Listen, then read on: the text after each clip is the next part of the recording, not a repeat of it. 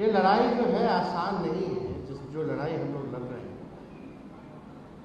इस लड़ाई में सब लोगों का सहयोग चाहिए और एकता होनी चाहिए। जब सब लोगों का सहयोग मिलेगा, सब लोग एक रहेंगे, तो कोई माई का लाल नहीं आपको हरा सकता है। आप फतेह जरूर कीजिए, जीतिएगा जरूर। आदरणीय लालू जी राष्ट्र अध्यक्ष जब बिहार के मुख्यमंत्री बने, ठीक 1-2 साल के भीतर ही पूरे देश में भारी संकट आया। अब वो संकट आप सब लोग जानते हैं। मंडल के खिलाफ कमंडल की यात्रा चालू की गई और पूरे देश में अशांति का, भय का, नफरत का, हिंसा का माहौल बनाया गया। उस दौरान भी चाहे सत्ता में लालू जी ने कहा था, चाहे मुख्यमंत्री रहे ना रहे, सत्ता में रहे ना रहे, लेकिन बिहार में दंगा फसाद होने नहीं दिए। और उस दौरान आडवाणी जी को जब रथ यात्रा थी तो गिरफ्तार किया। जब लालू जी मुख्यमंत्री बने, आजकल बहुत लोगों को पता नहीं होगा, मालूम नहीं होगा, जहन में नहीं होगा, हम तो बहुत छोटे थे, लेकिन जब हमको जानकारी में जाने तो हमको उचित लगता है कि नई पीढ़ी के लोगों को भी ये बताया जाए। पहली बार देश में, मुल्क में अगर अल्पसंख्यक आयोग का अगर कहीं गठन हुआ था पूरे देश में किसी भी राज्य में, तो वो लालू जी ने सबसे पहले करवाया। सिर्फ आयोग ही नहीं, अल्पसंख्यक कल्याण मंत्रालय सबसे पहली बार बिहार में बनाई गई थी, लालू जी के नेतृत्व में बनाई गई थी।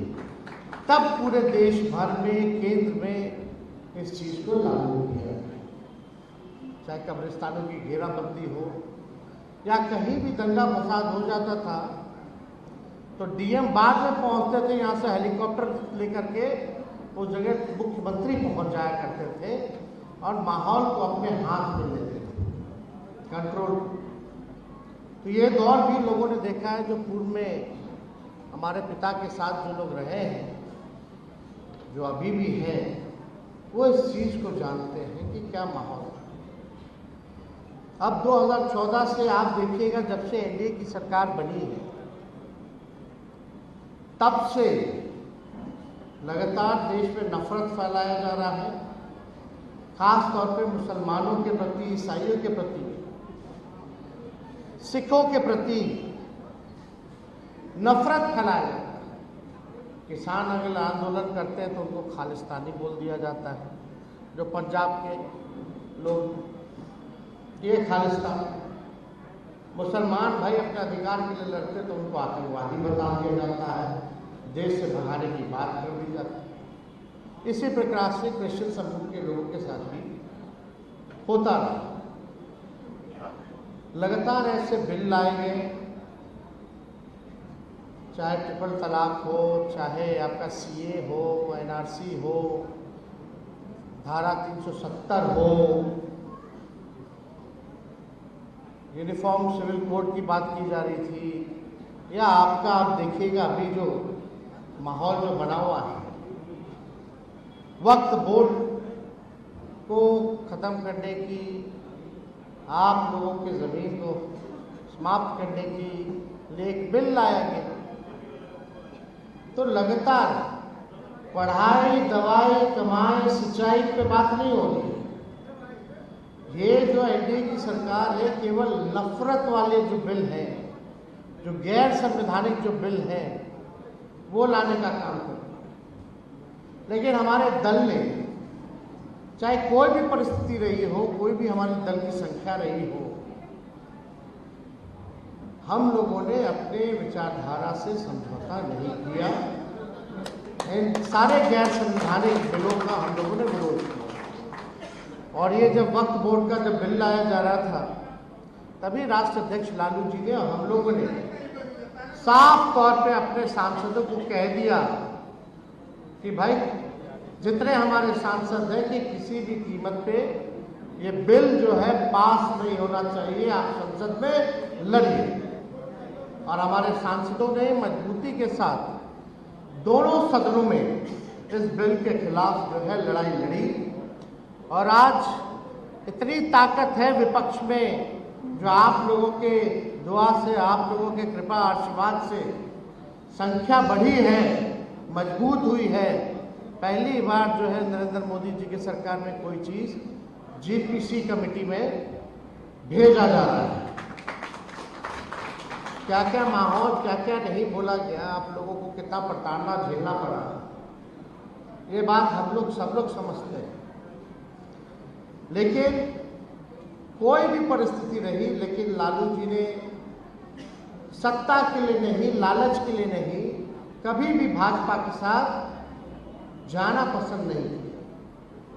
चाहे केस मुकदमा हो, जेल हो, हमारे पूरे परिवार पे केस मुकदमा हो, हर दिन ईडी सीबीआई अपना काम जो है अकाउंट के कहने पे वो करता रहता। हम तो कहते थे भाई मेरे घर ही दफ्तर खोल लो, देखते रहो क्या करते हैं नहीं करते। लेकिन कितना भी किया गया, लेकिन हम लोग झुके नहीं, डरे नहीं। लेकिन अफसोस इस बात की है कि नीतीश कुमार जी, हम सब लोग मिलकर के महागठबंधन बनाए, महागठबंधन ही नहीं इंडिया अलायंस बनाए, और हम लोगों का एकमात्र लक्ष्य था कि किसी भी कीमत पे नरेंद्र मोदी जी और भाजपा की सरकार को केंद्र में नहीं बनने देना। लेकिन नीतीश जी ने सही मौके पर हम लोगों को धोखा दिया। हम लोगों को नहीं बल्कि देश के लोगों को धोखा दिया। और उधर चले गए तो गए, उनकी मर्जी है भाई, जहां जाना है जाए। लेकिन हम लोगों का तो इरादा साफ था, पाक था। हम लोग तो चाहते थे कि भाई हटे। जिस प्रकार से महाराष्ट्र में, झारखंड में, कर्नाटका में, मध्य प्रदेश में, राजस्थान में विपक्ष की सरकार को गिराया जा रहा था, तोड़ा जा रहा था, एमएलए एमपी खरीदे जा रहे थे, नेताओं को ईडी सीबीआई मुकदमे डाले जा रहे थे, तो एक मौका था हमारे पास कि बीजेपी को बिहार में हम लोग सबक सिखाएं। पहले भी नीतीश जी ने धोखा दिया था 17 में, लेकिन उसको जानते हुए भी फिर भी हम लोगों ने एक ही मकसद के लिए हम लोगों ने अपनाया कि केंद्र में किसी भी प्रकार से भाजपा की सरकार ना बने। लेकिन वो उधर चले गए। जब तक राष्ट्रीय जनता दल की सरकार रही 2004 मार्च तक, तब तक भाजपा सबसे कमजोर था बिहार में, आरएसएस सबसे ज्यादा कमजोर था। जब से नीतीश कुमार मुख्यमंत्री बने, भाजपा मजबूत हुई और आरएसएस मजबूत हुई। पहले किसी की हिम्मत नहीं होती थी आरएसएस वालों की कि बिहार में आ जाए और दंगा फसाद कराने की कोशिश की। लेकिन आज के दौर में आप देखिए किस प्रकार से जो है मजबूत हो रहा। हमको कुछ कहना नहीं, आप सब लोग होशियार हैं, सब लोग आप लोग जानते हैं कि देश में क्या चल रहा है, राजनीति में क्या चल रहा है। हम बस आप लोगों से ये कहना चाहते हैं कि जब लालू जी नहीं डरे सांप्रदायिक शक्तियों से, तो उनका लड़का भी डरने वाला नहीं। आपके नाम, आपके अधिकार, आपके सम्मान के लिए हम हमेशा लड़ाई लड़ते रहेंगे। चाहे कुछ भी हो जाए, हम डगमगाएंगे नहीं, डरेंगे नहीं। निडरता से आपकी लड़ाई को, आपकी आवाज को उठाने का काम करेंगे। और बहुत लोग तरह तरह का हम लोगों को गाली देने का प्रयास किया, हमारी एकता को तोड़ने का प्रयास किया गया। लेकिन आप जो आवाम है, जमहूरियत में आप लोग मालिक हैं, और जब जमहूरियत में आप लोग मालिक हैं, तो आपको देखना है कौन कब से लड़ रहा है और कितने मजबूती के साथ लड़ रहा है। हम बस आपको इतना कहना चाहते हैं, अगर आप सब लोगों का आशीर्वाद, आप लोगों का दुआ, अगर आप लोग ताकत दीजिएगा, तो बिहार में 25 में जो सरकार होगी वो राष्ट्रीय जनता दल महागठबंधन